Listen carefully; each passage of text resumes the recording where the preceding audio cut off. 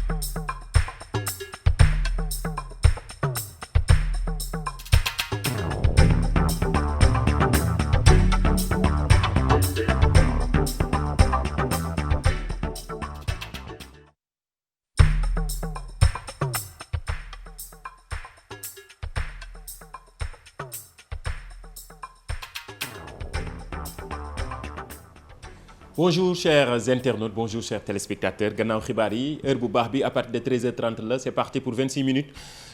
d'information ak utile ak agréable la ñuy boole maanaam dañ leen di wax li xew ci biir internet bi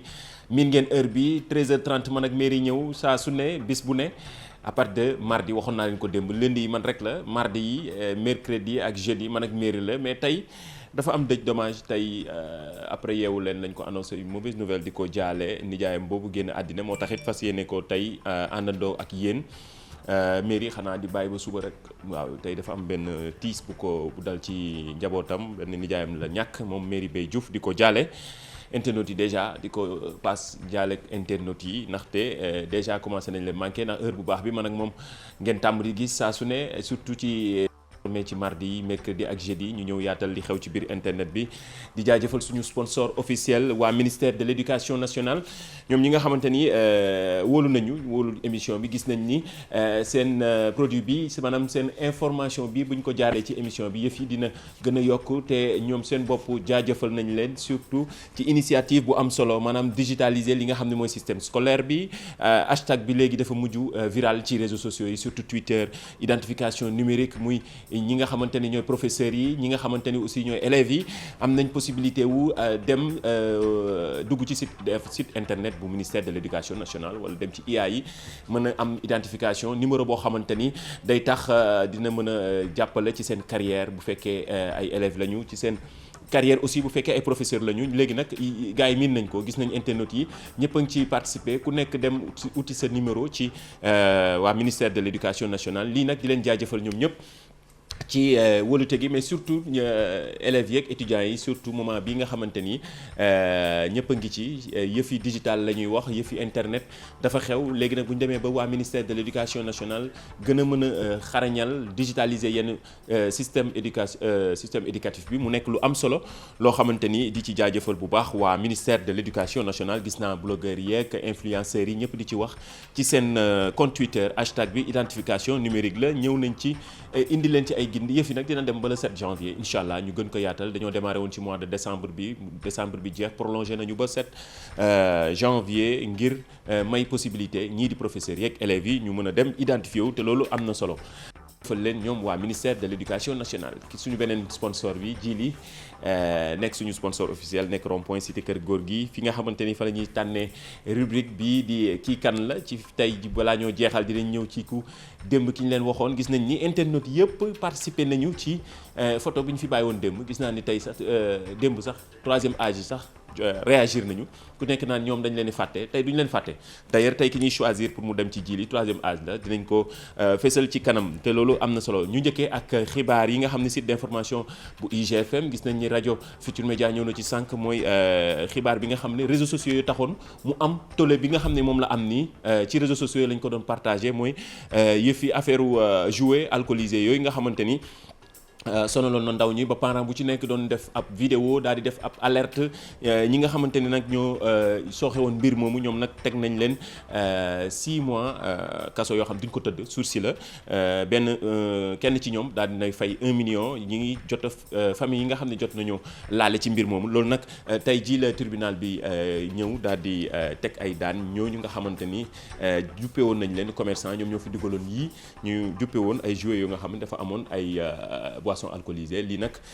taxoon na ba parents yëpp vidéo yi nekkoon viral ci réseaux sociaux yi ñëpp doon ko partagé ci début mois de janvier bi nag yëf yi dañ ko doon renvoyé waat tey nag verdict bi tribunal bu Dakar joxe na ko mu nekk loo xamante ni réseaux sociaux yi déjà ñëpp a ngi partagé information bi di wane ni mbiri internet la parfois nag yëf yu bari alerte yi léegi ak live yeeg yooyu dina tax yu ci bari di mën a lijjantiku ci société bi surtout bu ñu gisee ni lii day naxasaxal maanaam day lor ndaw ñi ci réew nag moom ndaw moo ko yor donc il faut ñuy protéger ndaw ñi bu baax surtout ci jamono ji nga xamante ni yëf yi dafa doy waar doo xam lu nekk mais nag grâce à internet ak surtout téléphone portable yi léegi tax na ba yenn situation yu ni mel daal gis nañ ni internet ci côté bu baax boobu dina mën a bu baax encadrer yenn yi ci société bi te loolu am na solo leneen li mooy démb annoncé woon nañ leen son Youssou Ndour bi bari ngeen ci yéen internautes yi nga xam ne posté ngeen seen ay vidéo yëf yi nekk nag léegi challenge ci TikTok bi boo demee Facebook Twitter mais surtout TikTok démb ak tey ñëpp yéen internautes yi ku ci nekk def nga sa hashtag dem nga ca TikTok ba def sa hashtag sunu net daal di partager son wu Youssou Ndour mooy morceau bukki yi nga xam ne mi ngi ko doon def ci Grand Bal chez vous bi mu nekk son morceau bu viral comme li xew léegi ñëpp di ko TikTok tànnal nañ leen ci yenn nag yoo xamante ni ñenn ci tiktokers yi partagé nañ ko ci réseaux sociaux yi ba ñëpp di ko partagé ñun tamit ñu gis ni lu am solo la ñu partagé ko ñu dégtal leen image yi nga xam ne jëlee nañ ko ci tiktok bi. ngay sàmmi yow sa bëggeel dangay moytu ñi lay fexeel du ñu dem du waxi nobel di la jéem a jaar ci feneen essaie de courir tant que tourner.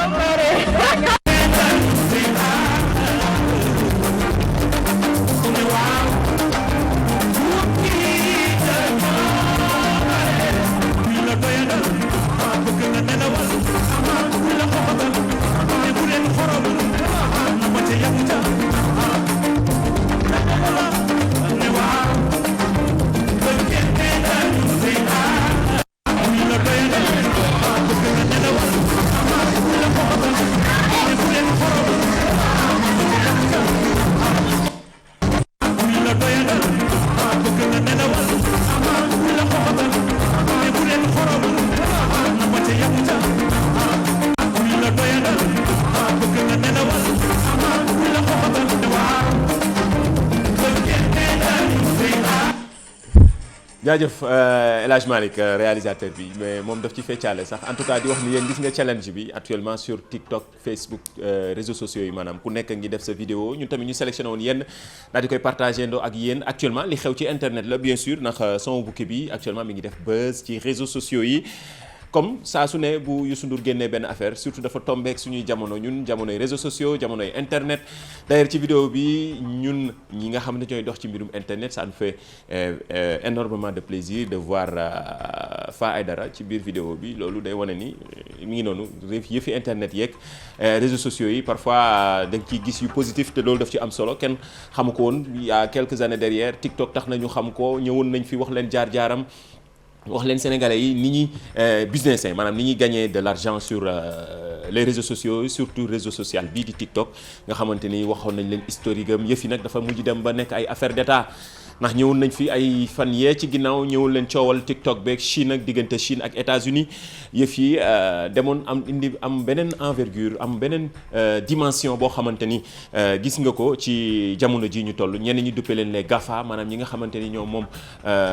yenn ci réseaux sociaux yi gën a mag ci àddina léegi sax gis nga ca États-Unis dañ leen di contrôler di leen xool ñuy xool di leen saytu ci yenn sénat yi ngir ñu mën a xool bu baax fan la ñu mën a jëmee àddina bi ndaxte léegi jàppar nañ ni ñoom ñoo yor àddina lii nag ay vidéo la yu internet yi partagé hashtag bi min ngeen ko sunu net muy Facebook Twitter wala Instagram heure bu baax bi nag ci ngeen nekk nii à partir de 13h30 la li xew ci biir internet bi man ak mairie ñoo tàmm di ko def saa su ne démb altine bi waxoon naa li tax léegi dootul ñëw ci ànd tey def seetu bi altine ci ngoon moo tax mardi yi nag ñoo war a ànd mais tey dafa am dëj mairie di ko jaale tey ci suba gannaaw bi mu defee yeewu leen ba pare ci lañ ko xibaar bu tiis boobu di ko jaale di ko jàllale aussi njaalu internautes yi gis nañ seen ay réactions actuellement yéen ñëpp a ngi ñuy suivre ci réseaux sociaux yi Facebook baa ngi nii like yi bari na yéen ñëpp a ngi ñuy suivre actuellement ba li ma paa bi waxoon démb ne ma ñun waa troisième âge ci lañ bokk si pourtant dañuy wax ci maire yi lu bari dañuy wax paa yi aussi tey sax d'ailleurs kenn ci ñi war a dem ca Djily rond-point cité Kër Góor gi moom mi sponsorisé rubrique bii di kii kan la lii lan la dinañ ci tànn kenn mu dem ca Djily jëli loowam pourquoi pas ñu ubbi année bi ak ñoom waa troisième âge di wane ni ñoom tamit dañu maîtriser internet te émission bi soxal na leen gannaaw bu ñu ko seetaanul ci via les réseaux sociaux dañ leen ñu suivre ci télévision yi loolu am na solo mu ngi noonu loolu am na solo bu ñu jógee ci Youssou Ndour am na beneen artiste buy def buzz d'ailleurs la preuve ñëw nañ ci dañuy am taxawaay bu am solo ci YouTube bi fan yi nag kii matagul weer am na déjà 1 million de vues te defagul sax clip muy King Baba challenge bi nag gis nañ ni ñëpp a ngi koy partagé aussi ci réseaux sociaux yi comme ni mu démarré ak Youssou Ndour bii gi son bii di bu kii King Baba bii nag mi ngi def déjà tollé buzz ci réseaux sociaux yi bokk na actuellement ci li xew ci biir internet bi ñu dégtal leen ko ak quelques challenge yi nga xam ni internet yi ñoo koy def. Voilà mi ngi noonu album boobu Secret 7 je pense gis naa ni tey jii album son bii di King Baba atteindre na 1 million de vues te matagul un mois je pense bi nga ko dugal mise en ligne je pense depuis 7 décembre yeggaguñ 7 janvier matagul un mois déjà 1 million de vues di wane ni challenge bi déjà moom tamit gis nañ ko ci réseaux sociaux yi muy Facebook Twitter wala Instagram surtout TikTok ku nekk comme ni ngeen koy gisee noonu image la rek di wane ni voilà sénégalais yi daal dañu fën fi mu ne nii ak ni ñu duggee ci atum 2021 bi neex na nekk na at bu neex moo tax kii bëgg ñu delloo tamit année am na benn internet El Hadj Malick bu ñu envoyé benn photo bu mu la envoyé léegi nii ne ñu jamono yi xanaa say jamono la El Hadj Malick li ma la envoyé léegi nii waaw internet bi ñu envoyé lii ñun ñi ngi wax jamono yi 2021 année bu fun année bu cool kii di ñu delloo ci année yii nga xam ni di ñu poser question na ñun ñëpp ñu laajte ndaw ensemble El Hadj Malick yii ban at la ñu laaj ko internet yi man xamuma lii xam naa ni en tout cas de El Hadj Malick ñii seen tuba yi rëy na El Hadj Malick boo ñu mënee dimbali ci année bi ndaxte internet bi moo ñu ko renvoyé hashtag bi sunu net la miin ngeen ko kii c'est interactif wax naa leen ko Social TV la ñuy def seen message dañ koy jël kii moment bi ñuy waxee jamonoy TikTok jamonoy réseaux sociaux mu envoyé ñu nii di ñu laaj jamonoy pat def yii waaw façon tuba yii daal daf ñuy laaj ban année la envoyé leen ñu seen ay réponses ñu xool ban année la woon ci Facebook bi actuellement yéen a ñuy suivre ci Facebook bu télévision Futurs Médias hashtag bi sunu net la muy Twitter ba ci YouTube bi miin ngeen ko YouTube bu télévision Futurs Médias ak li xew ci biir internet bi boo leen commenté dinañ ko gis en temps réel lii kii du année 50 am na ko ne lii année 50 El Hadj Malick d'accord nga ndax li façon tuba yi année 50 la El Hadj waxal El Hadj Malick réalisateur bi nekk ci ginnaaw di wax ak man ci oreillette bi paa la quoi mais da koy bañ day bañ ne paa la moo tax ma koy laaj ban année mu def silence nii di wane ni fekkeewu ko El Hadj Malick fekke nga année yi kii nee na année 50 la kii nee na année 30 la à peu près 1930 Diouf Yaram am na ku ne année 1980 non année 89 non lii ma mënul nekk année 60 année 60 année 70 ban année la il faut ñu laajte benn ancien daal mu defal ñu vidéo rappeler ñu lii peut-être demain ñu ñëw interroger benn ancien oui ñu defal ñu vidéo ñu monté ko ak photo bi wax ñu yii ban année la woon ak période yooyu contexte bi naka la woon bañ doon sol façon tuba yi te mu xewaat nag on sait jamais baax na ci réseaux sociaux yi lay xewee Facebook Twitter wala Instagram hashtag bi miin ngeen ko sunu net la réseaux sociaux yi gis ngeen loolu nga xamante ni moo xew actuellement fële ca Sacré-Cœur seen maire bi gis naa ni ñëpp a ngi koy saluer ci réseaux sociaux yi du murid politique nag mooy Barthélémy Diaz gis naa ni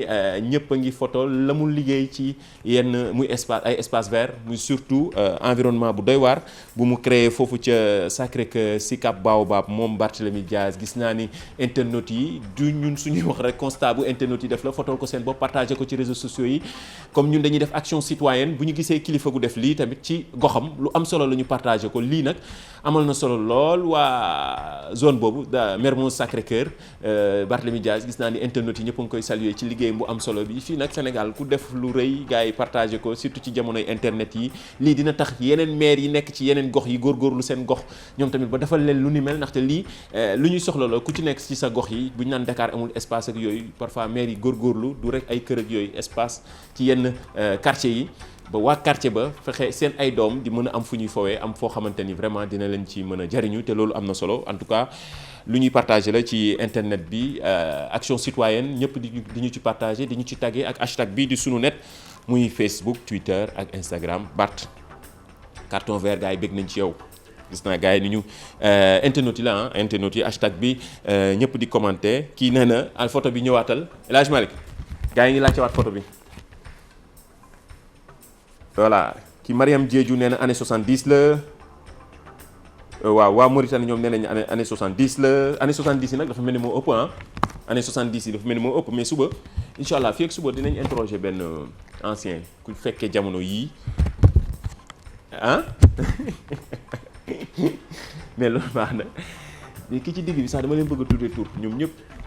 waaw mais en tout cas nice na sañse yi xewoon nag année 70 yi daal dafa mel ni moo ëpp nag internet ñoom ñëpp di réagir ku ci nekk naan lii année 70 la maa ngi xaar daal bokkul ak suñu année yi ay 2000 ak 2002 ak yooyu fekkewuñu jamono yi loolu am na solo El Hadj Malick en tout cas lii ñi ngi xaar réaction internautes yi bari na déjà ci réseaux sociaux yi ci sunu page Facebook bu télévision Futur Média hashtag miin ngeen ko sunu net muy Facebook Twitter wala Instagram YouTube bi nag chaîne YouTube bu télévision Futur Média da ngeen dem YouTube def TFM émission bu leen soxla muy ci buy jàll ci télé bi yëpp mën ngeen ko am foofu replay bi bu leen rëccee ngeen seetaanaat ko mais ñun suñu bos ci suuf ngeen di commenter mën ngeen joxe seen commentaire ci rubrique bi nga xam ne moom lañ duppee kii kan la luy lan la muy rubrique boo xam ne soxal na leen saa su ne da ngeen koy génnee di ko jël di ko partager ci ay questions yu am solo ñoo xam ne marqué nañ histoire du Sénégal wala ñoo xamante ni ba tey ñi ngi fi di def liggéey bu am solo boobaa loolu am na solo am na beneen vidéo bu ñu leen tegaloon démb bi def buzz ci réseaux sociaux yi balaa ñoo jàll ci astuce yi tey mairie nekk fi mais man maa leen di defal seen astuce ay astuces yu am solo bu yeboo ngeen gën a toog ak seen téléphone portable di ngeen gën a miinante ak ñoom am na ñaari astuce yu am solo yoo xamante ni ñenn ñi sax xam nañ ko miin nañ ko mais pour mag ñeeg ñi nga xam ne miinuñu bu baax ñu gën ci jàng te loolu am na solo loolu solo émission bi la am na vidéo bu ñuy partagé ci jamono ji jamonoy corona bi rassemblement yi ñu koy tere mais gars yi de bu ñu tëggee ba gis police élagement yi tegal ko gars yi.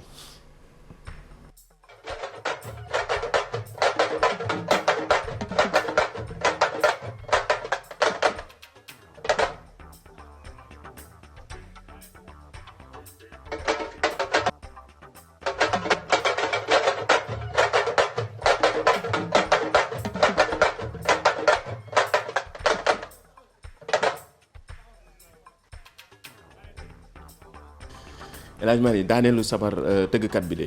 moom la ñëpp di laajte daaneel bi de gaaw na de mbasa bi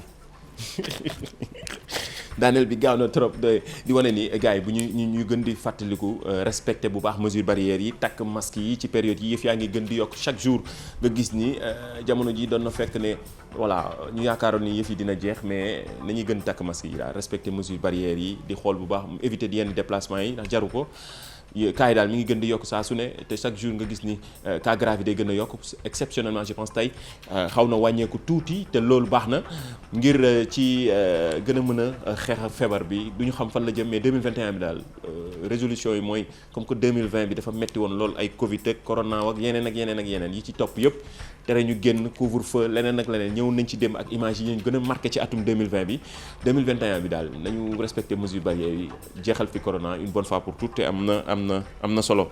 astuce bi la ñuy dem wax nañ leen ko talaata bu ne dañ leen di proposer astuce ci téléphone portable yi façon marque bu ci nekk muy Samsung iPhone yeneen ak yeneen tey nag bi ma indi mairie moo fi daan indi yu graaw mais tey dama koy défier donte mi ngi ci tiis sax di ko jaalewaat tey damay défier mairie Bey Diouf am na benn astuce pour téléphone portable marque Samsung yi wala par exemple am na boo yoree sa téléphone portable ba bëgg ko changer wala nga échanger ko wala nga koy jaay bari na ci ñu ni mel ni ñoom Youssou dañuy yor Samsung bëgg changer téléphone sa données yi ci nekkoon yëpp boo bëggee mu effacé wu code boobu ngay tàppee mën ngeen ko def en même temps ah yéen ñuy suivre code bi da ngay def étoile 27 67 étoile def 38 55 dièse mu effacé sa données personnelles yi nekk ci téléphone bi yëpp ma répété mooy étoile 27 67 étoile 38 55 dièse nga def touche appel boo ko defee dina effacer sa donnée personnelle yi nekk ci téléphone bi yëpp boo ko bëggee échanger wala nga jaay ko wala nga en tout cas boo bëggee débarrasser wu ci téléphone bi sécurité à 100% wax naa ko amul ci internet amul tamit ci yëfi téléphone yi dañuy jàpp ni ay 90% mais lii dina effacer ci yenn ci ay données personnelles yi nga xam ne amoon nga ko ci téléphone portable marque Samsung c'est important ñu préciser loolu astuce la boo xamante ni war nañ ko mën a partager ak ñenn ñi nga xam ni am nañu téléphone portable marque Samsung bari na ci ak ci comme ni ñu koy baaxoo defee mardi bu jot ñu ñëw indi leen benn astuce bu simple boo xam ne ngeen tax ngeen gën a miinanteeg seen téléphone portable yi je pense El Hadj Malick mën nga ñëwaat pour effacer seen données personnelles yi nekk ci seen téléphone marque Samsung balaa ngeen koo jaay wala ngeen bëgg a débarrasser wu ci téléphone da ngeen def étoile mi ngi noonu ngeen di gis 27 67 étoile pardon 38 55 dièse après nga bës touche appel voilà touche appel bi boo ko bësee pour nga mën a effacer li nga xamante ni moo nekk ci téléphone bi comme ay données yoo xamante ni jàpp nga ni say données personnelles la toujours ci ay mbirum protection des données personnelles yeeg yooyu yenn yi mën nga ko protéger sa bopp te loolu am na solo leneen li beneen astuce bi ci WhatsApp la xam naa dina gën a intéressé ñi nga xam ne ñoo yor téléphone Apple parce que keroog ba ñu fa xëy ne Apple nii ci année 2021 bi créé woon na fi benn tollé c'est normal baax na ñoom nag noonu moo leen di gënal ñoom yenn marque téléphone yu mag yi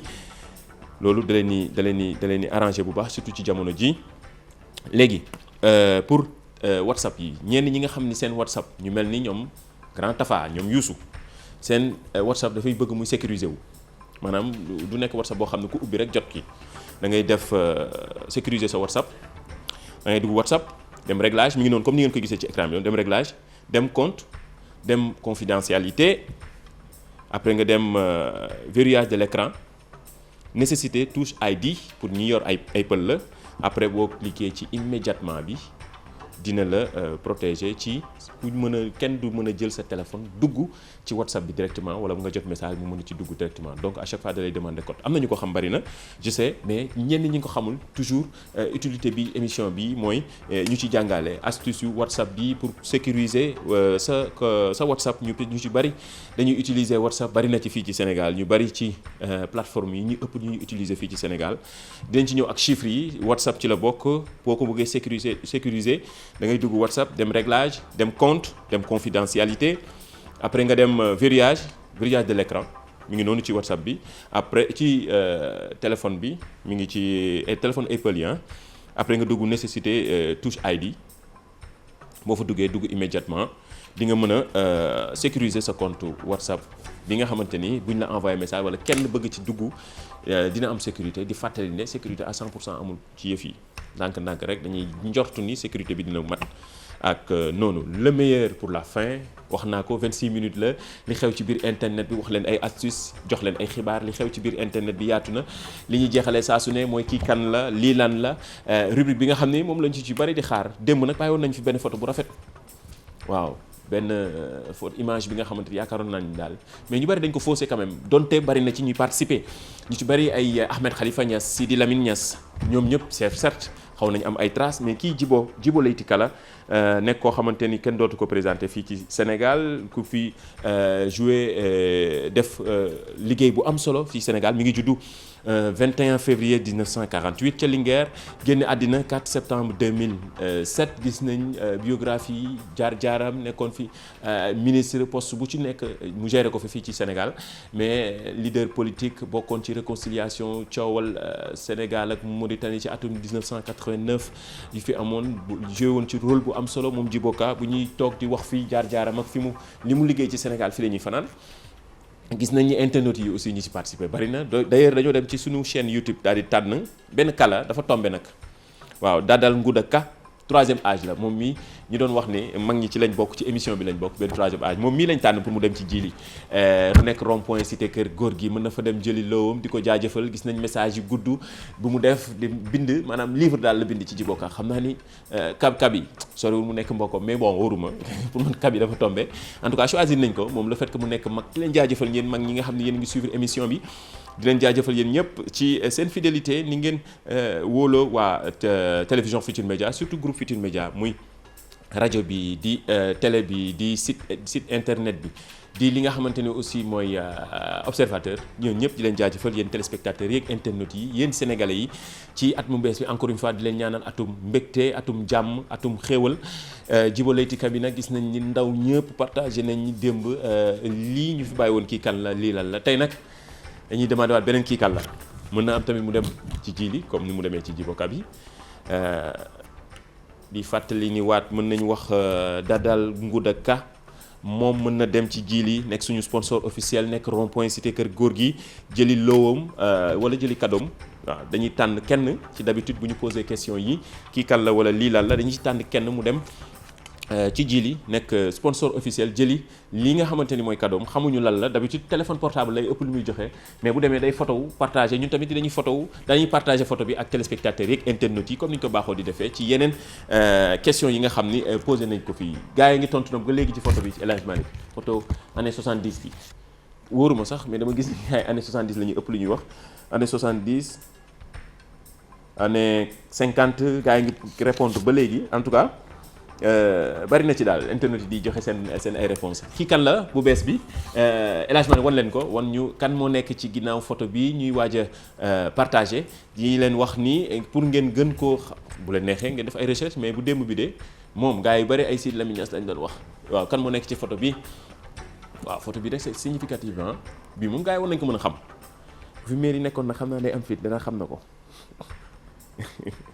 kan la hashtag bi miin ngeen ko muy Facebook Twitter wala Instagram sunu net wala ci chaîne YouTube bi surtout dem leen ci chaîne YouTube bi temps yi yëpp ñi ñuy tànn ci chaîne YouTube ma wax leen ko balaa mairie ñëw ñi ñuy tànn ñëpp ci chaîne YouTube bi directement la ñuy dem daal di fay tànn comme ni ñu tànnee Dadal Ngouda Ka